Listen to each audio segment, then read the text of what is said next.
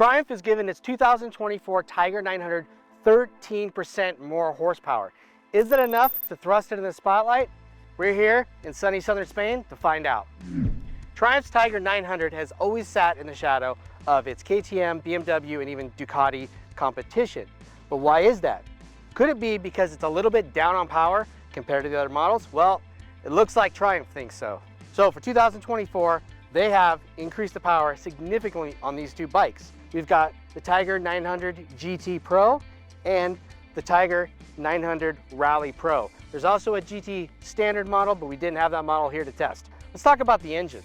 In the 23 model was awesome, but it was a little bit down on power. And now it comes on with a lot more juice, 13% more. So now it has 106.7 horsepower and 66.4 pound-feet of torque.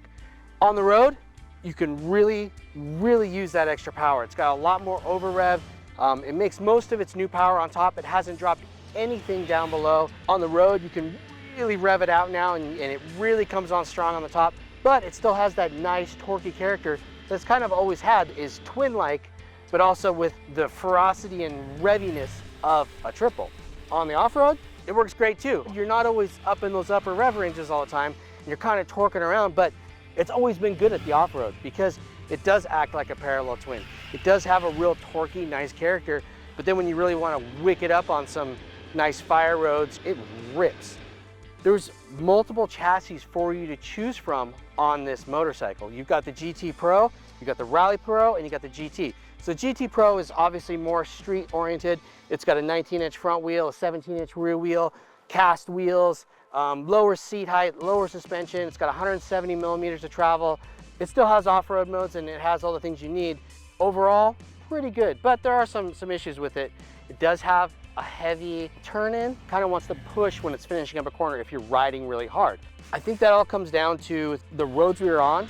Sometimes not the best maintained, they're dirty, they're slick.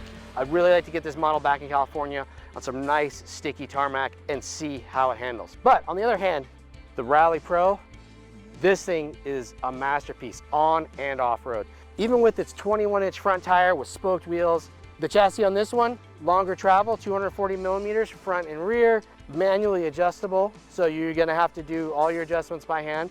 The road following on this longer suspension travel, especially on the bumpy kind of back roads where you're bouncing around, this follows the road really well on the pavement, and it's really confidence inspiring. And on the stock tires that it comes with, it's really good on the road. Super confidence inspiring and super communicative, and you know what it's doing all the time. It's just a street ripper. For the off-road sections, it is really fun. Same character on the road. It's easy to flick around, it's easy to throw in the corners. It just kind of goes exactly where you want it off-road. Like, you can really pick and choose your lines. It's probably one of the funnest motorcycles I've ridden off-road because it's just so light and so flickable. So number 3 are the ergonomics. Like we said, there's 3 variants of the Tiger 900, and those ergonomics on these two bikes can suit what you are looking for the most part. The 900, you've got the low seat height, you're kind of sitting in the bike. It's got a nice flat seat. It's got a heated seat and heated grips standard, which is super rad. It's got a comfortable reach of the bar. They're nice and wide. On the Rally Pro, the bars are set back 15 millimeters. You've got obviously a taller seat height. It's roomy. There's tons of like seat to leg room. You don't feel cramped on the bike, just really nice. Number 4 are the electronics. The electronics on this bike are good. So you've got rider modes. We've got a sport mode. You've got a road mode. You've got an off-road mode. You've got a rain mode on the Rally Pro. You've also got an off-road pro mode. And all of those modes are tied to traction control and ABS and throttle response. And you go in and you can change those around, but the standard modes are really good. Sport mode, the power is snappy, it's immediate. On the GT Pro, the rear end stiffens up. It becomes a more taut ride, and the ABS is a little less intrusive. Off-road mode, a little less immediate response. You've got a traction control that works for the dirt, that's optimized for the dirt, changes the ABS, turns the rear ABS off.